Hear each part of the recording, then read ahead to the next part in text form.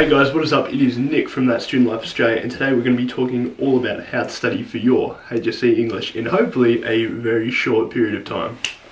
Let's go.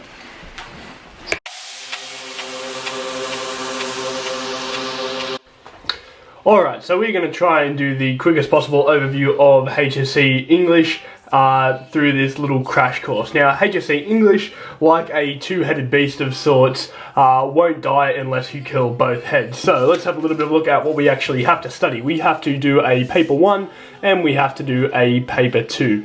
Now, that's a bit of a pain, but no worries, we'll get through it. Let's have a look at paper 1 to start with. So, having a little bit of a look, paper 1, you need to do 3 things. You have to do a short answer, a creative writing piece, and also an essay. A short answer section is what I meant. Now, the short answer section is a little bit painful because you haven't seen the stimulus before, which makes life a little bit difficult. So it is imperative that you, before the HSC, know how to speed read. That is just reading through a bunch of information really quickly and being to analyse it. Now, what you want to do in your analysis is something a little like this. So you want to use the introduction. The composer uses some technique such and such, and then use an example quoted, talk about the effect it has, and answer the question. That's critical. You have to answer the question. And you want to link that overall to identity. Now, this last part, link to identity, isn't necessary, but it does give you that little bit of a boost if you are looking to get in that band 6 range. So that is the top tips for the analysis part, or the short answer part of paper 1. You need to read information rather quickly, and you need to be able to pull apart techniques and use this analysis through here, because that's what they're testing. They're testing your analysis. Okay, so let's get that part right out of the way, and let's talk about story time. Now, we all know that we have to do a creative writing piece for our English paper 1. Whether you're good at that, whether you're bad at that, doesn't matter. The main thing is that you really need to have a story pre-prepared before this test. So don't go in and make up a story on the spot. That is wrong. It's a bad idea. So have a story made up beforehand. You want to make sure it links very well to identity. So talk about something personal, something real that's happened in your life, because making up some fictional story is probably going to make it sound pretty corny. So talk about what you know. Keep it simple. It doesn't have to be crazy. You don't have to be the next J.K. Rowling. Just make a semi-decent story. And if you answer the question and integrate it and use the stimulus that they give you, then there's no reason why you can't get 15. Little note about using the stimulus and integrating the question: don't tack it on to the end of a paragraph. Teachers absolutely hate that. So what you want to do is maybe 2 or 3 or 4 possibly sentences before the end of your paragraph.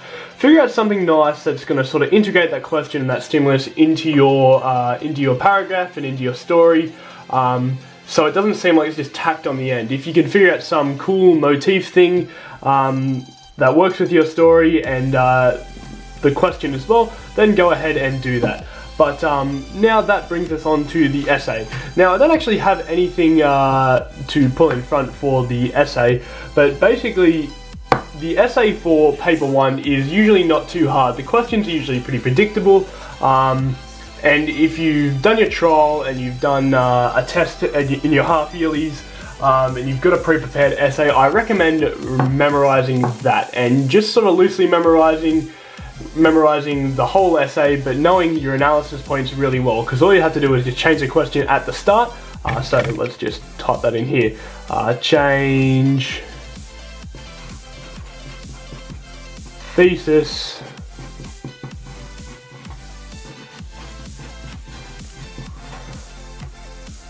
Okay, so you want to be able to change your thesis points, but sort of keep the analysis still there. Now, that's not ideal, and most English teachers would probably murder me for saying this, but hey, it worked for me. I loosely memorized an essay, and I went in and changed my thesis points and my points of analysis and just linked it to the question. Now, if you're pressed for time, this is what you're going to want to do. Not everyone can make up an essay on the spot. Not everyone's a genius at English, and I certainly wasn't. Anyway, that brings us on to Paper 2. Now I realise I've drawn in the middle of this page, so that might slightly get in the way, but oh well. Let's have a look at old Paper 2.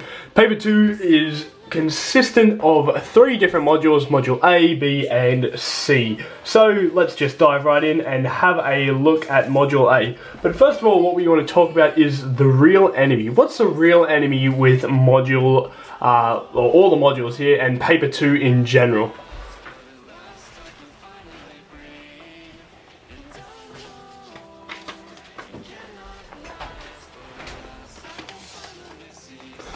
Cool, so the real enemy with Paper 2 in general, let's have a look. The enemy is inside, and it's time. Time is a real bitch with Paper 2. It's not forgiving. You have 40 minutes to write through an essay and 2 hours in total to write 3 essays. And if you've got essays, which are usually about 1,000 words, 800, whatever, give or take, that's usually pretty hard. I still have a blister on this finger, or some kind of callous thing that's never ever going to go away as long as I live, because HSC ruined my hand. Okay, so let's have a little bit of a dive in and talk about how we can most efficiently use our time to write 3 gargantuous essays. Okay, so having a look at Module A. Module A is all about context. Now, even if the question doesn't specify for you to talk about context, you still have to do it. There's no getting away from that, and you will get marked down if you don't talk about the context of the pieces you are writing about. It's also very important to still answer the question and have lots and lots and lots of analysis. So if you do that for Mod A, work that context into your essays that you've got already. That's where most of the marks are going to come from.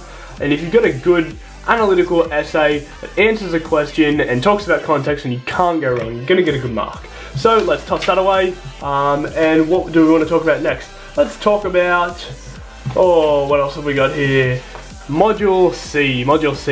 Now, Module C, there's 2 sort of types you can get. You can be talking about the representation through text of people and politics, or people and landscape. Now, I did people and politics, so I don't really know much about what this is, but I assume the same general principles still apply. And you want to let these points kind of drive your analysis. So I'm going to make an analysis point on something that I did. The book is just here. So I did Arthur Miller's The Crucible, horribly dry book, but I did read it all. And basically, I talked about, my analysis points were about people and politics. And if you can make analysis points on those very important and core ideas to your text, then the chances are you're going to get a pretty good mark. Same goes for people and landscapes. Your analysis point should be about people and landscapes. Don't go making random analysis points, because it's not going to help you, it's going to waste your time, and you're not going to get any marks for it. Other than that, just clean-cut thesis statements at the start of each paragraph, followed by analysis points, quotes, and talking about people and politics and how they are represented through the text. Make sure you use those words. Something about the representation of yada yada yada. So that is the most important stuff for Module C. Let's toss that one out of the way and move on to the beast that is Module B. Now, Module B is your critical study, and the HSC syllabus doesn't really tell you a great deal about it, so you're going to have to find out most of the information off your teacher. You must have a personal response in Module B. That's the thing that a lot of people miss and end up losing lots of marks for. The question can be super duper duper diverse, which is not really ideal for someone who likes walking into exams with pre-prepared essays such as myself. Now, we're going to go over a little quick overview of how to write an essay actually in the exam. Now, Module B was the only essay in which I didn't have pre-memorized, a loose version of. I actually went in there, just read the question and made the essay, because I was terrified of the question being horrible and me being horribly underprepared. So I remember my quotes, I remember my analysis points, and I had a bunch of thesis statements kind of remembered, and themes that I could talk about. But I recommend strongly for Mod B, making practiced introductions. Now, this is really critical because it allows you to quickly synthesize information, make argument points rather quickly, and you're not going to spend as much time sort of sitting there tapping your finger on the desk and think about what the hell am I actually going to write about. So practice introductions are a great way to study and practice for Mod B, especially for your trials and the HSC. Simply because it makes you quickly synthesize ideas. So let's have a little bit of a quick look now at how we might analyse something in Module B. So we've got this just here. Get this out of the way. What we're going to do is have a thesis statement that is going to be linked to the question. Super clean cut, simple, don't make it too fancy, don't waste words. Step 2, we want to make our first point of argument and then put in a quote to support it. Let's analyse that quote. What techniques are we using here? What techniques are we using there? There can be multiple techniques for one quote. Don't be scared to do that. And make sure you link it to the question, because that is what we're writing an essay about. Don't get lost talking about something else. Make sure you link it back to the question. Now, you can repeat step 4 if you've got more time. The more analysis, the better, and usually the better marks. But I am aware that you are probably under the pump in terms of time.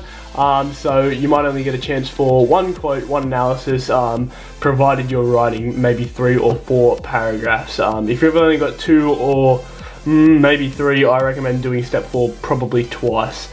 We want to insert one critical response, so someone such as T.S. Eliot, as an example. So I did Hamlet. If you're doing Hamlet, don't use T.S. Eliot because he actually hated the play, but you know, someone along those author lines, someone famous, yada yada, someone who was going to talk about the play for you. You can ask your teacher for a bunch of critical responses.